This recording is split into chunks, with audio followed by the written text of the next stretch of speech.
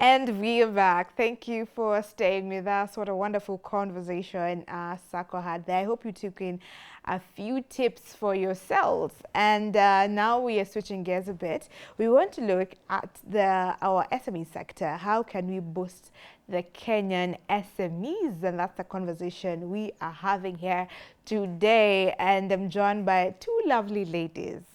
One you've met before, the other you're about to meet today.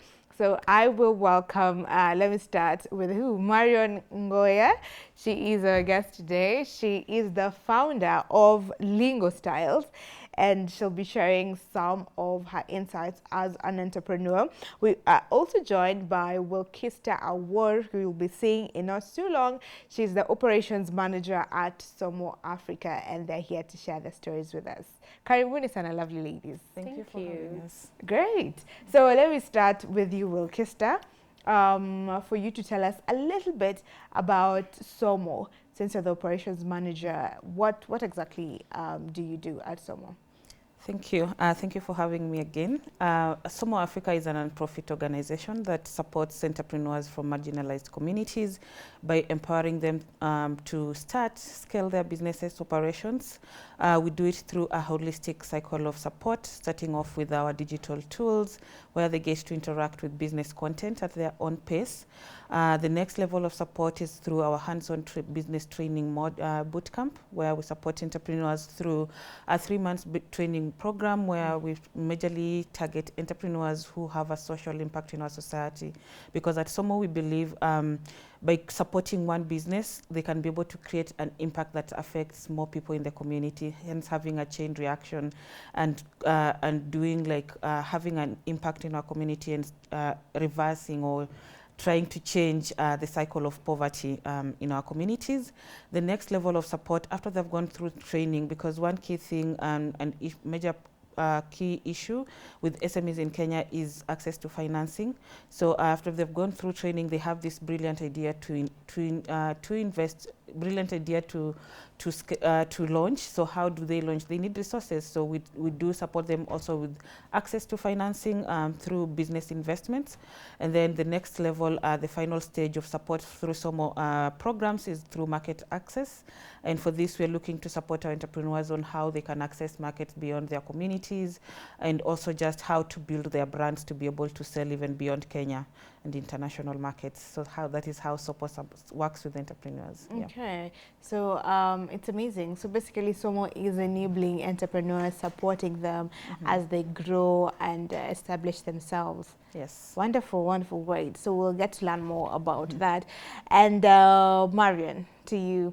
I remember I met Marion at an event, and she had such amazing, garments to sell. I was, I'm still tempted. I will buy some of the lovely clothes that you sell. So tell us a little bit about Lingo Styles.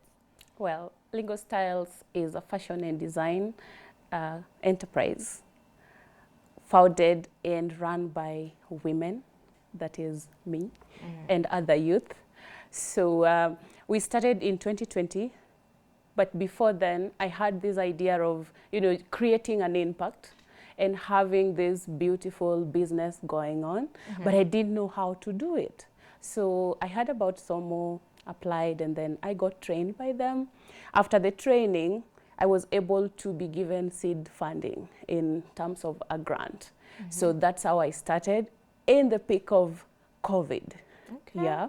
So after that, we've been running. What I like most about my business is that I have to collaborate with the brilliant minds from Somo Africa, where you have coaches, where you're being taught how to separate your finances from the business finances, like you run your business as an entity. And Lingo Styles, we create fashionable, stylish attires, just as you say. We create for fashionable ladies like you, in corporate settings like you, and households, men, ladies, like the whole house can be suited by us. We do internally, we sell internally. We also sell outside Kenya, that is, we do export, also we employ very ambitious young people in marginalized setting, especially young mothers and brilliant youth. So we also create training to these young people because, you know, people tend to think of getting employed, going to the university, but what about the person who cannot do that? So these are the brilliant minds whom we work with, we train them, we can work together with them, or if they have an opportunity outside after getting to know how to construct a garment, then they're able to go there. And most of them we keep in touch.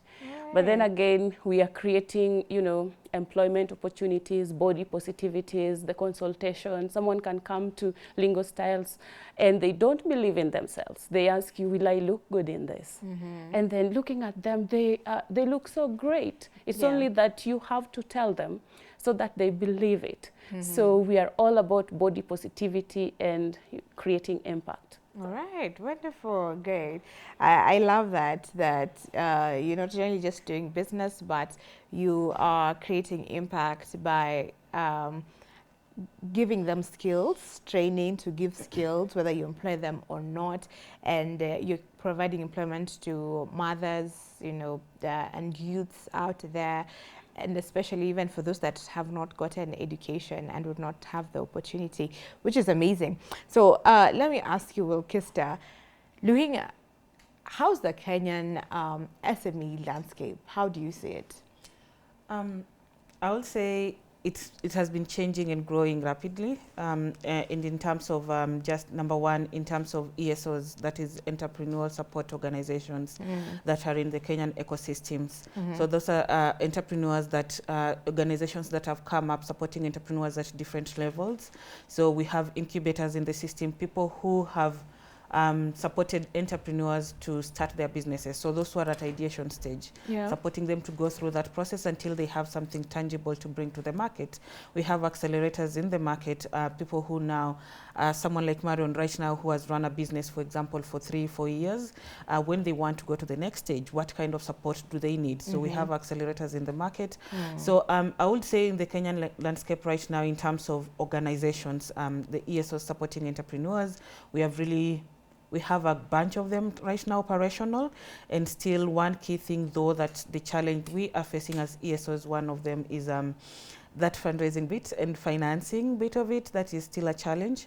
But also looking at the entrepreneurial side of it, one key challenge, entrepreneurs have brilliant ideas, and one key challenge for them is access to finance.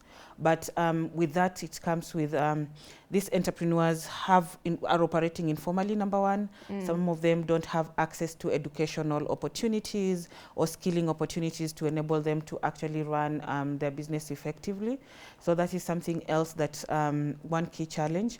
And that contributes to now, if someone is operating informally, that means they're missing out in a certain way, because most of the banks, when it comes to access to finance, they would want to see, are you registered?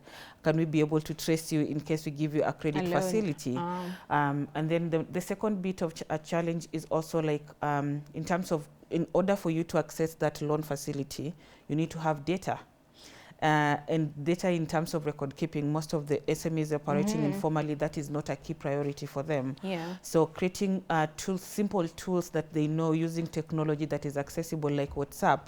So like for us, Somo, creating Digikua tool, that is like a tool that they can access through WhatsApp and USSD to be able to record their business data. And with that data, we can be able to trace and say, this particular business, for example, Marion, has a credit score of this level, can be able to take this loan facility and repay. So using, creating such tools in the SME ecosystem is just enabling them. Because if you tell someone to record data through WhatsApp, it's easy. Everyone right now is using WhatsApp, you're chatting. WhatsApp, so it's very easy while I'm sitting at my business during my lunch break, or when I do not have a customer, just to key in, today I've sold A, B, and C.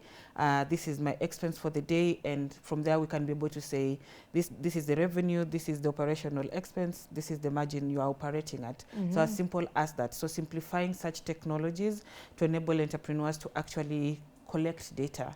And with that data, we are able now to say and learn as an ecosystem in terms of growth, because within the ecosystem, still like 95% of the women are operating informally, and that is a really big margin.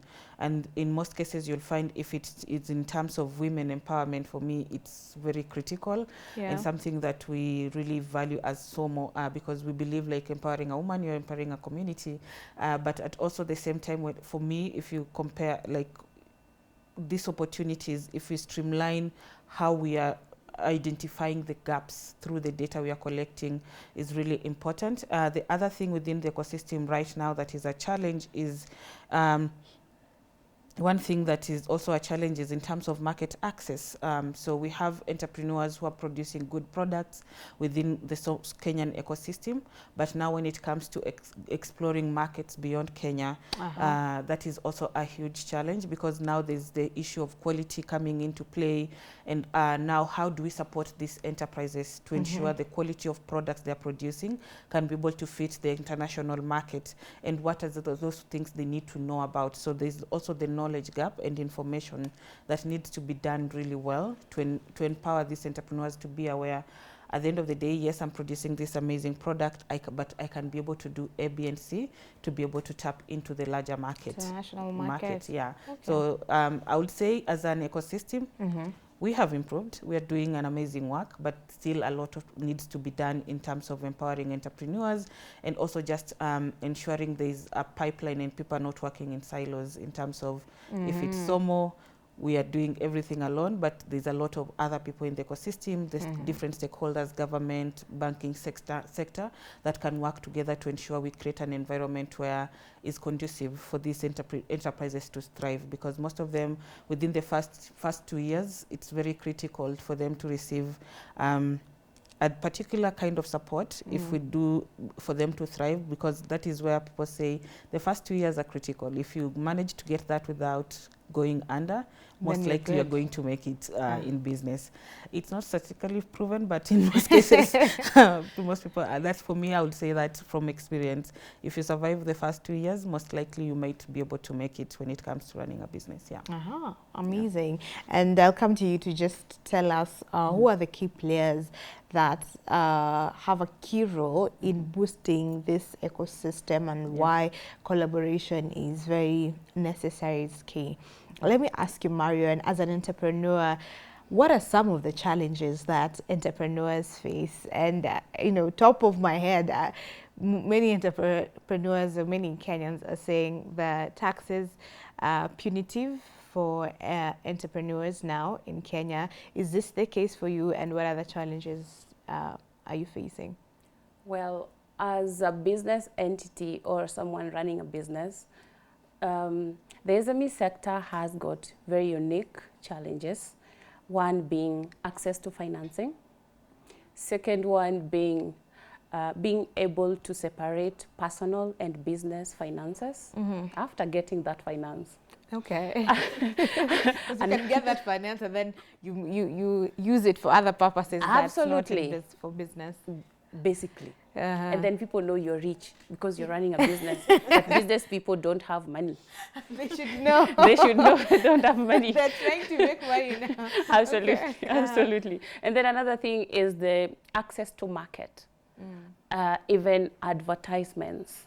They're really, really expensive. So first, to finances, you have to be trusted by financing institutions, especially banks. They don't give small businesses money simply because they don't trust you, especially for women. I would say that for a fact, because I don't know what happens, but they don't take women who lead businesses serious, which is such a pity. We thank God for institutions like SOMO. Like SOMO enabling. Absolutely. And then, and then also, you know, you've created very, very beautiful attires like Lingo Styles we do. And now, how do you get them out there? Who you have them, there's someone who needs them, but you can't reach them. How do you reach them? If you don't know how to get to your market, your business is as good as dead. Yes. And then if we are having like who are in the market to mentor entrepreneurs, we have entrepreneurs who are doing really well, but they have they are burned, like they're overwhelmed with running, with the daily runnings of the businesses.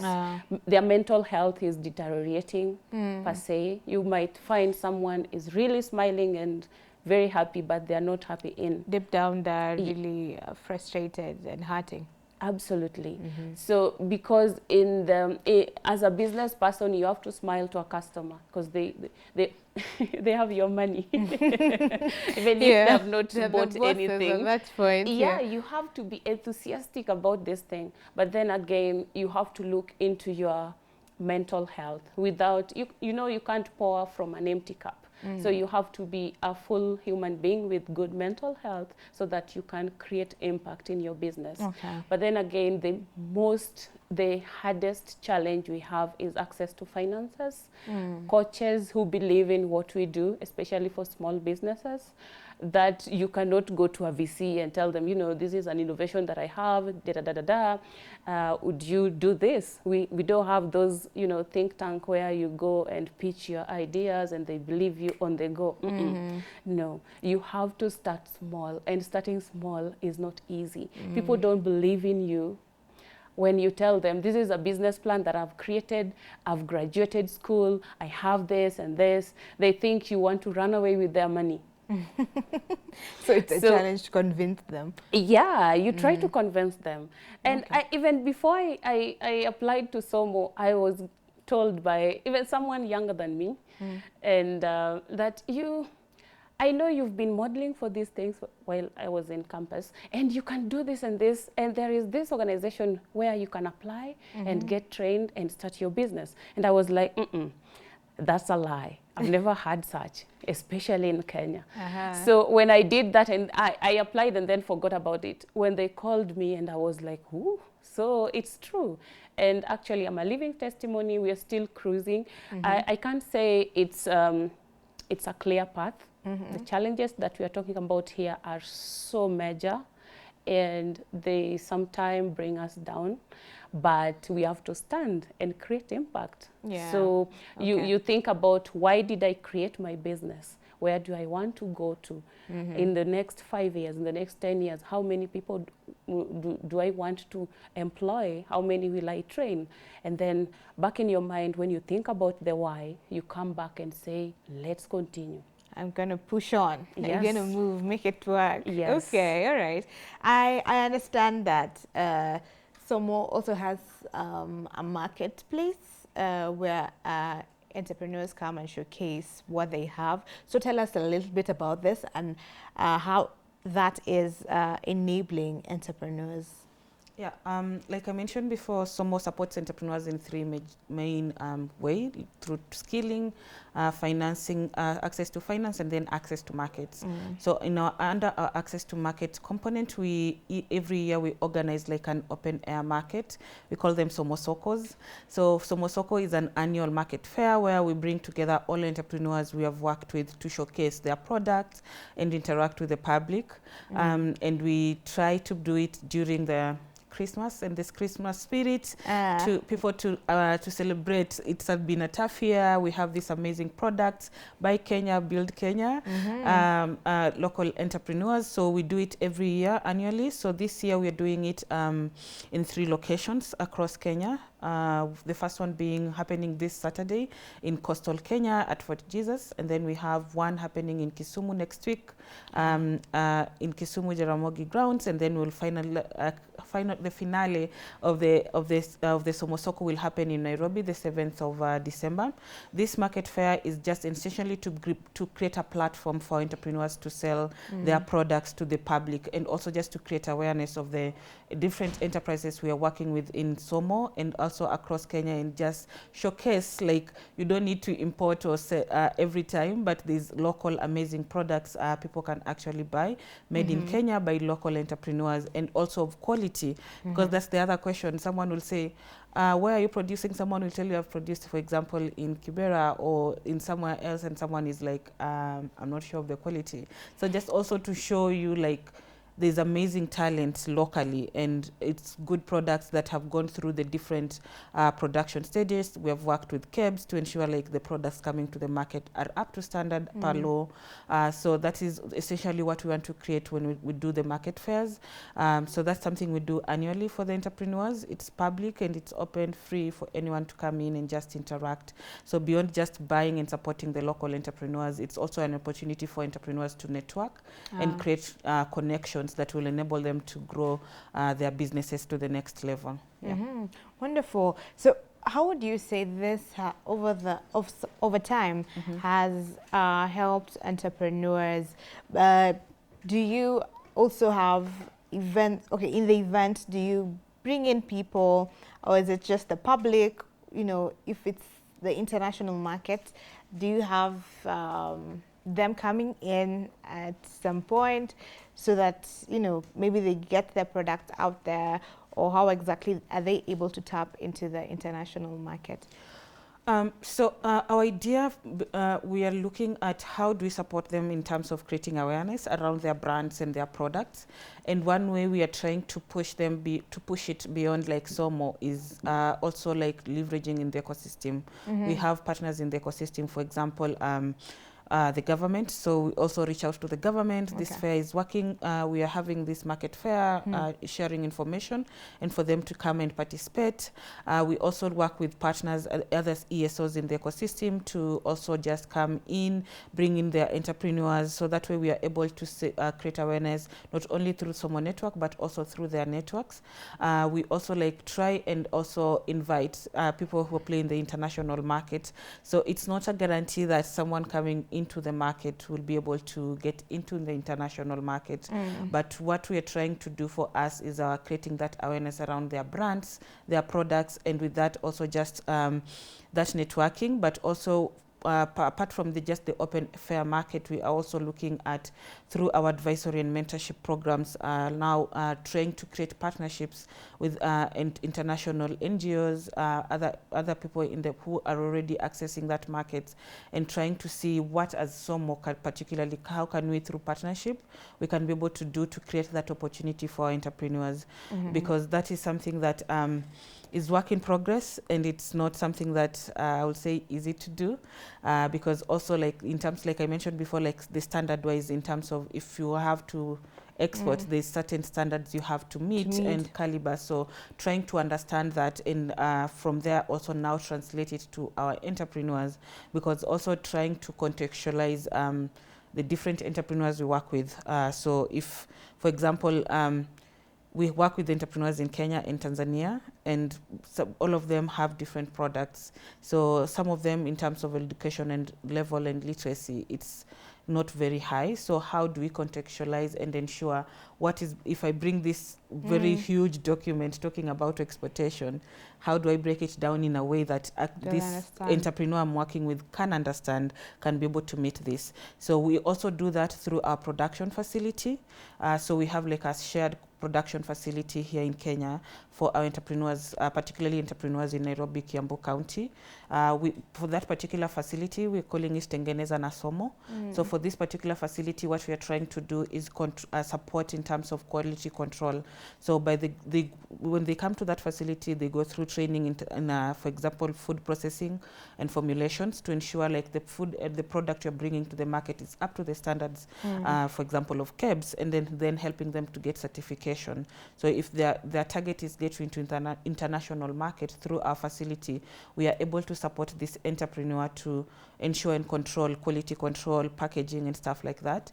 That is a way of also just ensuring we are able to reach more entrepreneurs, rather than if I invest in Marion, set up a production facility for Marion. 1 year later, another entrepreneur comes in with an amazing idea that needs maybe exact same machinery. So instead of doing that, having a co-shared facility enable us to support more entrepreneurs, and also support in terms of quality control, trainings, and ensuring just the products they're producing can be able to compete with other producers in the market. Okay, I think that's very important, because just recently I know that in the agricultural sector, our avocados were rejected, banned from, is it India or China? I'm forgetting. So yeah, because of the quality, you know, I think because of the rush to get them, produce and to sell it, they sold things that are not up to standard, and that gets us to a bad place, you know, in the international market. So I think that's very necessary. Let me ask you, Marion, as an entrepreneur, especially now in this particular ecosystem and under SOMO, how have you been able to collaborate with other entrepreneurs, and how does that really help? Well, well, businesses sometimes you can't run your business alone. You need to surround yourself with like-minded individuals or organizations for you to thrive. So I think this is something that SOMO has done a tremendous job by putting us in a group where we are able to share maybe challenges, maybe opportunities, mostly. And then we are able to, maybe there is someone who would like to venture into fashion and design like Lingo Styles, and they don't know where to start from. So I'm paired with such a person, and I try to mentor them. I think mentorship is a good word, because as an entrepreneur with SOMO, I have a certain level of being an entrepreneur trainer, mentor. Sometimes I coach them. I even call them to my business, and we can learn. I can show them how something is done, how maybe records are kept through DigiKua or something. So I think it is very important to work with other entrepreneurs so that you pull someone to your level or someone pulls you to their level, and then we like learn from one another so that we reach our individual or unique goals. So collaboration is very key in running a business. Okay, so it's highly advisable not to go by yourself. Get some, you know, absolutely, and maybe someone there. Yes, someone in your cycle, they know of an exhibition especially, and then they tell you, by the way, there is an exhibition in KICC from this date to this date. You can reach out to this person. So this is a very, very good opportunity for networking, for selling, for doing all those good stuff for businesses. But you can only get that if you have the right network to collaborate with. Okay, great, amazing. Now, to you, Wilkista, you had mentioned the importance of collaboration in the ecosystem. So who are the key players in this ecosystem, and what roles do they play? What role do they need to play in order to make sure that the SMEs in Kenya are well boosted? Yeah, I would start off with saying the first ones and the most important ones in my line of work are the entrepreneurs. So the entrepreneurs are people who we are working with, supporting to grow, and they are a huge part of our economy at the end of the day. The second key stakeholder I would highlight is the ESOs, the entrepreneurial support organizations. These are organizations that are creating a platform, conducive platforms for entrepreneurs to run their businesses through trainings, financial support, market access, mentorship and coaching. And their role is to be able to create a platform where entrepreneurs can access resources easily. And one key thing I would say for ESOs is for me is how do entrepreneurs get to know who you are in the ecosystem. What you're offering is important, because I feel like sometimes we have all these amazing opportunities, but it's not communicated down the chain. So if you're already in the community, for example, you're aware of A, B, and C and what they're doing, but what about that person who is coming up, who is having that new idea? How do they get to know about SOMO? How do they get to know about the other partner and the different services they're supporting? So for me is how do we simplify sharing of information and the services and support we are offering to the entrepreneurs in the ecosystem. That's something that we need to keep working on and improving and ensuring like it's well known out there. We are within the ecosystem. We are key players and we are doing tremendous job. And this is how someone can be able to access this support. The other stakeholder I would highlight is the government in terms of regulations, laws, especially the taxation. It was very Yeah. We still have feelings about it a type of way. It's still a hot issue. Yeah. But creating, as they're coming up with the policies, the taxation for enterprises in Kenya, they need to also be aware of what it means at the end of the day for this particular entrepreneur. Because if they make laws without actually understanding the challenges this entrepreneur at grassroots level is facing, it means they're creating another problem on top of a problem. So we are aware, and it's realistic for us to accept we need to pay taxes. There are some things we need to meet for in order for the government to run, but it needs to be done in a way that is conducive for these particular enterprises. Because if we are creating through our laws and policies an environment where it's killing the enterprises, we are not moving forward as a country when it comes to supporting the youths, women, and even people who are running businesses at grassroots level. Sorry. And then finally, another key stakeholder I would say is people in the international community, for example, people who either investing in Kenya, either who are creating partnerships or environment where someone can thrive beyond the Kenyan ecosystem. So they are really key stakeholders, and also going back to our policies and regulations, creating an environment where it will attract them in. Because at the end of the day, we need them to be able to, for them to also invest in Kenya and bring in their resources to support us to grow also as an ecosystem. So being able to create, our government is coming up also back to policies, laws. They need to create an environment that will attract them so that they can be able to work with us to be able to grow, because we can't grow as a country or even in the ecosystem entrepreneurs just relying on our resources. We need to be able to collaborate and explore beyond our boundaries. Yeah. All right. So you've spoken very well, but there's something that I've heard from entrepreneurs. Maybe Marion might not relate because she's under some, or maybe she's not faced the same challenge. But for other entrepreneurs out there, we know of the what do you call them, the hackathons that are usually there, the competition, where they usually get rewards, grants, and all that. So some private corporations, in the past, I don't know if it's still ongoing, but some have stories where these private corporations have taken advantage of them in a way that they have this competition, it's out there, it's publicized. So company XX is supporting entrepreneurs, enabling them, startups and all that. And then they announce the winner, they're given, on camera, they're given this check, and it's publicized, and the company gets the good publicity, right? But at the end, the entrepreneurs don't really get this money that they were promised, and they can't take them anywhere. It's like there's nowhere they can take them. They can only speak out, and even when they speak out, they're threatened, or if you do this, then we'll not, that kind of a thing. So some have been victims of this. So who exactly is to blame for this happening to entrepreneurs, or what should be done to cushion entrepreneurs from this? Oh, definitely something I've heard about. And like when you're speaking, there's one key stakeholder I forgot, like the private sector, the companies also, they also play a role. That's something that I have heard about, and it's something that it's unfortunate that happens within also our ecosystem. And one thing for me, the way I can say as a potential solution is, like I've mentioned, we have ESOs, other entrepreneur support organization in the ecosystem.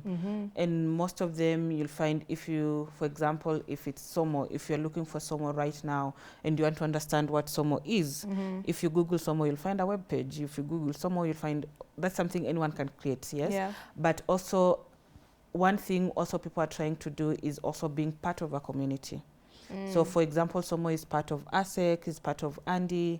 So these are a community of ASOs that come together. So this is somewhere you can have like a referral system. So if you have come across SOMO and you want to do your due diligence, you have beyond the SOMO community, you have someone who isn't directly linked to SOMO, but is aware, for example, this is someone we know, we have done our due diligence, and this is what we found. So also like just trying to build credibility of the different ESOs in the ecosystem. But also at the same time, I feel like one thing that can be done from the ESO side is ensuring when you are advertising about a hackathon, I'm advertising about or talking about Somosoko, clearly communicate the expectations, because in most cases you'll find it's a miscommunication, and the expectations, what I had as an entrepreneur, expectation to Somo, and what Somo had in mind are two different things. So you'll find, for example, maybe when I was we were advertising or calling for applications, we were saying we are doing a hackathon, and at the end of the hackathon, maybe we are hoping through, before you do the hackathon, maybe we do training for a week or two, and for us, our goal is for the capacity building. We do not, for example, have financial muscle to it, but you don't communicate that to an entrepreneur, because normally if it's a hackathon, a pitching competition, someone would automatically expect a prize at the end of the day. So when you fail, it looks like, oh, someone was given money to do a hackathon and they didn't deliver because of A, B, and C. That's where now the narrative comes from. But also at the same time, if you communicate, you have a financial prize at the end of the day, or whatever prize you've attached to your to the event, it's really important to communicate that clearly. So for example, it's the first two will get a prize, the rest, that's it. That is also something, just managing expectation at the end of the day, and if something changes, communicating that to the entrepreneurs. But at the same time, I'm not pointing fingers to the entrepreneurs, but for me, I like referring to them as grant entrepreneurs. Entrepreneurs, we also have, that's also a challenge, where you'll find, now that I've found that I can access grants, for example, through SOMOS and other organization, you'll find maybe someone jumping from one competition to another. So that is how they're funding their business. That's something that is happening also in the ecosystem. So at times, it's also not, what's the term? I don't. Advisable. I'm looking for a politically correct term, but it's also a way of entrepreneurs, also some of them entitlement of sorts, where because you are an NGO, automatically you need to give us money, because you fundraise without, like the money belongs to them. Yeah. So that's also something. So it's not a one-way issue. It goes both ways. But for me, number one, communication, making sure you communicate what the program is about, the expectation, the needs it will meet, and stuff like that. And also managing expectation. If you know you had communicated A, B, and C, and something has changed, that it's life, some things can fall apart, communicating that back also. But also for entrepreneurs to see the long picture, the bigger picture at the end of the day. And it's not about the money I'll give you now and maybe the skills you're getting, the network you're getting. How can that help you to move to the next level if you miss out on this financial prize at the moment? Okay, wonderful. Thank you for that. So it's a two-way traffic. Yeah. Entrepreneurs to do their due diligence, but also the private organizations to communicate well and manage expectations, and for entrepreneurs not to just be out there looking for grants every other time. But now let me ask you, because of that, Marion, how are you able, for some entrepreneurs, truly they usually, it's, you know, one competition after the other, but for you, how have you been able to sustain your business and grow your business over the years? Well, sustainability is the word in business. When, even before you launch your business, you think about how is my business plan looks like? How are the projections? Where do I see this business in, let's say, 3 years, 5 years, or even the first 6 months? So by doing that, you selectively calculate how your business might be. And then again, you look at, what if it doesn't happen that way? What do I run back to? And then for a business person to sustain the business, do not use the business money for yourself. Or for other people's emergencies. I don't know, your uncle, I don't know what happened, and then they know you're a business person and they say, we need 100 Gs from you. This is an SME. If you pluck 100 Gs, the business might just collapse. Yeah, definitely you're going to fall back. And actually, such people who ask money from you will never support you. And they don't even buy from you. They'd rather go and buy from other people and then come and ask money from you. So that happens, and we are experiencing. It's part of life. But for you to sustain your business, mean business, when even presenting outside there, be confident about it, and don't compromise on your quality and prices as well, because you know, as the economy plummets, you find that a client comes and they are like, I need like 50 items, I need a huge discount. My dear, the price to produce that item, as much as there are 50 or 1, it's usually the same. Yeah. Okay. Yeah. So if you're going to look at it as you're paying me a lot of money and for a one-time transaction, and you think that you're helping me, it's business. We are helping one another. Okay. I'm giving you very beautiful, fashionable items for you to look good outside there and boost your self-esteem. As well, you have to make me rich to feel good about my work. Two-way traffic again. It's two-way traffic. And I feel like business people should not think as if they are being helped. No. In the market, there is specialization. I create, you consume. I do the production, you retail, or you come to buy in bulk to go and sell. So it's not about helping one another, but it's about having a sustainable mind, where you have to look into what about tomorrow? What about 10 years from now? All right. Yeah. So you have to have To keep afloat. a sustainable mindset. Exactly. And then also, apart from just being with that growth mindset as a business person, there are opportunities outside there. Apply for those opportunities. If it is a competition, like the summit we met at, it was an international one. These guys went to London for a boot camp and came back. Someone went home with 10,000, was it USD, right? Yeah. So that is huge money, almost 1.3 M, right? So you find that these are competitions, opportunities. They are not easy money, because you have to go and talk about your business, show them your business. They do due diligence on their side. You have to talk, my dear. You have to speak. So you know how to, you have to know how to sell your business. Yes, you have to travel. You have to invest there 100 and even 1,000%. You have to be present. So it's not an easy money. It's not free, but you have to work for it and show that you can do work. And these entities only invest that such a huge amount of money when they see that you're sustainable, when they see the impact that you're creating, when they look at your cash flow, when they look at your projections and how your journey has been. If Lingo has been running from 2020 up to now, what has been the journey, the roadmap, right? So how does it look like? It shouldn't be like this. You're lying. It's always bumpy. So how do you come from when you're bumped, like when you're in a valley? How do you come up back as a business person? So yeah. Okay, great, great tips there. So I'd like to close it at that, but let me allow you to, for those that want to tap into SOMO and be part of the marketplace as well, how do they do this? And maybe your parting shot. I'll also allow Marion to give her parting shot as we close. Thank you. For SOMO Soko particularly, if you want to be part of SOMO, you can reach out through our website or social media pages. That is somo.org. We are in we have Facebook, Instagram, LinkedIn, and also X. And also, you can reach out through our website. We have like a link for people to reach out and communicate. We'll get back to you.